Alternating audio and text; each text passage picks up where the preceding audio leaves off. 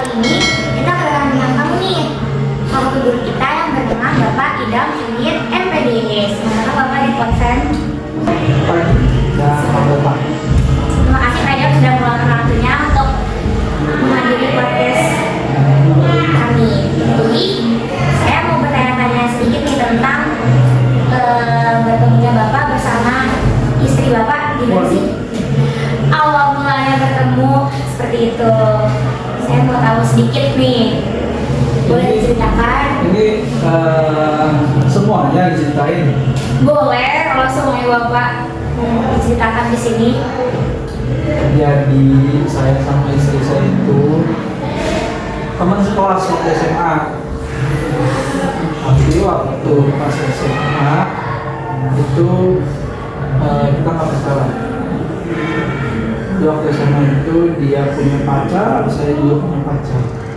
Di masing-masing.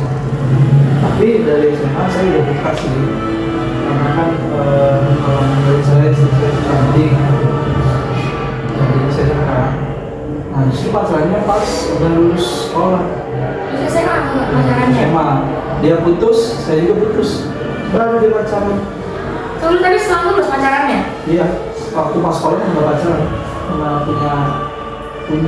udah punya masing-masing. Setelah Bapak pacaran bersama istri Bapak ngerasain senang nggak Pak? Oh iya. Kan Senang udah saya dari pas SMA. Jadi ini mendapatkan income Bapak di Pak, sebuah berlian seperti itu, ibaratnya. Dia apa ya? Pas sudah lulus dari pacaran, lama juga sampai akhir nikah. Sampai akhirnya menikah.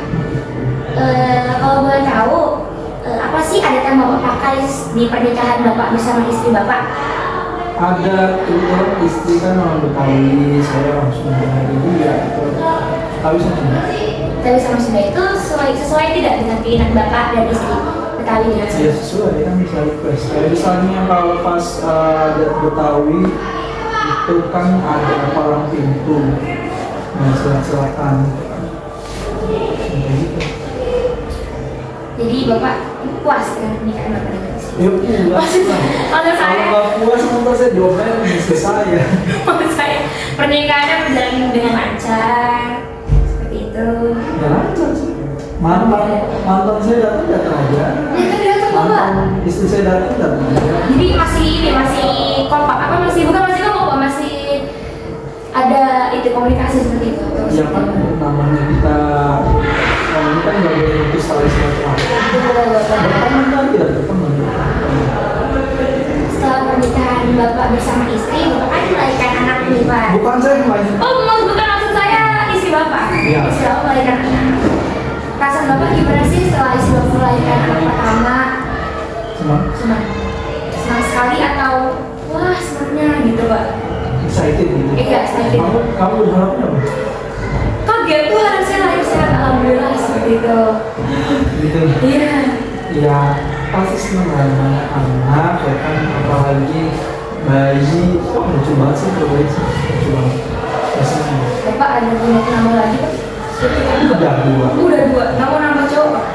Pengen sih. Pengennya nambah cowok. Nanti lah. Nanti lah Pak ya. Masih pada kecilan. Kalau udah jadi mungkin kurang sih mau nikah. Oh enggak Pak, saya masih Nggak mau nikah? mau menikah, cuman masih lama lah Pak. Sama siapa? Belum ketemu ya, salonnya masih lama ini. Ya sama Enggak dong Pak, itu udah di luar itu lah Pak. Ini Pak, apa lagi? apa sih perasaan Bapak ketika anak pertama Bapak sudah bisa berjalan, sudah Senang. bisa lari-larian gitu Pak? Kan Bapak yang ngajarin kan? Apa istri Bapak yang ngajarin? Iya dua. Kedua. Senang Bapak pertama kali bisa lari-larian, berjalan gitu Pak? Jadi tadi yang ditanya itu senang apa enggak? Ya kayak misalnya anak pertama lahiran senang apa enggak? Senang. Anaknya udah bisa jalan senang enggak? Senang. Jadi kalau namanya perkembangan yang bagus itu kan pasti bagus. Senang kan? Kalau ditanya maksudnya saya jawab enggak, saya sedih karena saya bisa jalan. Kan nggak mungkin kan? Nggak mungkin sih Pak. Pertanyaannya jangan tentang perasaan dulu. Oke. Kalau perasaan, karena kalau perasaan itu udah pasti senang. jika untuk masa depan anak Bapak, apa sih yang Bapak persiapkan untuk anak-anak Bapak? Apakah sudah ada persiapannya? Ya kalau sekarang maksudnya yang paling gede udah bimbel, pengen sih kayak misalnya sekolahnya di sekolahan yang bagus, biar pendidikannya dapatnya bagus juga. Terus pengen juga kalau bisa kuliah di luar negeri ya kenapa enggak? Coba. Kalau misalnya anak Bapak keterima di perguruan tinggi yang misalnya jauh-jauh dari orang tua, jauh dari Bapak, Bapak mau nggak jauh dari anak? Boleh. Mau, kalau saya sih prinsipnya terserah anaknya. Kalau anaknya namanya mau menuntut ilmu, mau di mana aja, selagi bisa jaga diri, pokoknya yang penting bisa jaga diri. Ya saya izin deh. Karena kita, kalau saya ya prinsipnya tidak membatasi anak mau menuntut ilmu dimanapun. Misal di SMP atau SMA mau masuk pesantren, ya silakan. Saya nggak maksa. Kalau kamu mau pesantren ya mau sekolah kayak biasa ini yang sore pulang juga boleh. Terus saya nggak maksa harus pesantren, harus dapat sekolah negeri. Jadi Bapak kalau misalnya anaknya insya Allah diterima di universitas yang jauh dari Bapak mempersilahkan sekali gitu. Oh boleh, bagus. Itu bagus. Dia berarti mau berkembang dan tidak manja sama orang tuanya. Belajar buat jadi anak yang mandiri, orang manja, dikit orang tua itu tugasnya support keinginan anak, cita-cita anak. Pokoknya yang penting satu itu, jangan lupa jaga diri dan jangan lupa juga jangan sampai meninggalkan sholat. Ini pesan apa anak Bapak ketika Pak sudah dewasa, misalnya sudah menikah nih Pak, sudah berkeluarga, apa sih pesan anak Bapak? Yaitu yang pertama, jangan tinggalkan sholat. Itu yang paling penting, itu paling penting. Karena sholat itu kan tiang agama. Jangan tinggalkan sholat. Kemudian kalau ketika nanti anak saya sudah berkeluarga, ya, harus punya tujuan dalam rumah tangga. Kamu menikah dengan sama misalnya sama pasangan kamu nanti harus punya tujuan ke depannya mau kayak gimana. Misal mau beli rumah, mau beli mobil, atau mau naik haji dulu, itu harus dibicarakan. Jadi harus punya tujuan. Jangan cuman yang penting harus punya tujuan. Jadi harus punya tabungan untuk masa tua juga. Oh ya harus dipersiapkan dari awal-awal ya. Harus.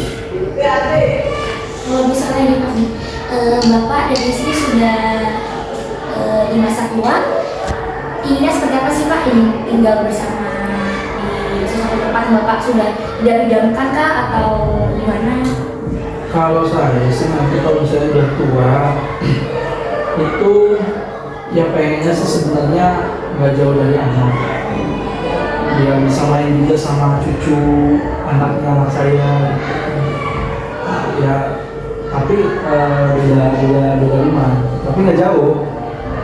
Kayaknya ya dekat-dekat dari anak. Nanti kita ketemu siapa ya? Iya bisa itu bisa sama cucu. Tapi nggak jauh-jauh lah. Biar sama-sama terus. Bisa main kapanpun. Kalau di kangen sama anak, saya sama istri saya main ketemu cucu itu bisa banget. Terima kasih Bapak Edam sudah luangkan waktunya untuk menghadiri podcast kali ini. Sekian dari saya sebagai host Vanessa Putri. Mohon undur diri. Wassalamualaikum warahmatullahi wabarakatuh.